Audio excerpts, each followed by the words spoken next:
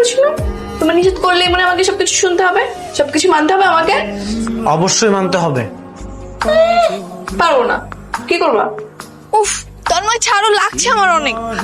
লাগছে তাই না? কম নাকি বেশি? বেশি, অনেক বেশি, ছাড়ো। সরি বলো তাহলে, বলো যে এরকম কখনোই করবো না। আচ্ছা ঠিক আছে, আর কখনো করবো না, ছাড়ো। এবার ধাক্কাটা কি করছো কেন? বাসায় কি আগুন লেগেছে? আগুন লাগেনি, 9:30 বাজে। উঠো এবার। এই সত্যি করে একটা কথা বলো তো, তুমি কি রাত্রেবেলা লুকিয়ে লুকিয়ে গার্লফ্রেন্ডের সঙ্গে দেখা করো? রাত্রে ঘুমাও না কেন? এই একদম বাজে কথা বলবে না।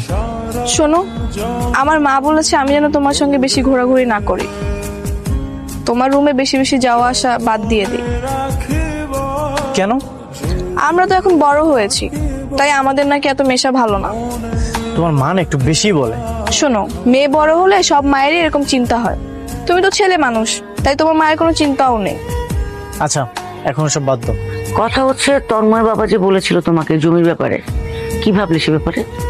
আপা, আমি তো আপনাদের ক্লিয়ার করেই বলছি যে কোনোভাবে আমি আমার জমি বিক্রি করব না। তুমি কিন্তু ভুল করছো, নিজের জীবন তো নষ্ট করছোই, সাথে মেয়েটার জীবনে কিন্তু নষ্ট করছো। নষ্ট হলে কি করবো আপা? কপালে যদি সুখ না থাকে তাহলে হবে, এখানে তো আমার কিছু করার নাই। আচ্ছা তুমি কি চাও বলো তো, মানে কিসের বিনিময় হলে তুমি জমিটা দিবে?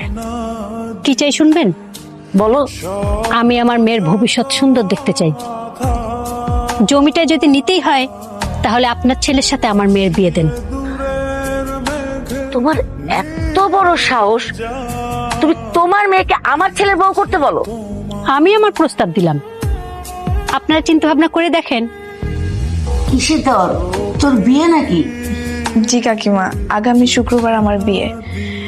আপনারা ছাড়া তো আমাদের আর ঢাকায় কোনো আত্মীয় স্বজন নেই, তাই আপনাদের জানাতে আসলাম। ভালো। তা ছেলে কে, কি করে? কাকা, ওই যে হাসানস গ্রুপের মালিকের ছেলে, কিবরিয়ার সঙ্গে।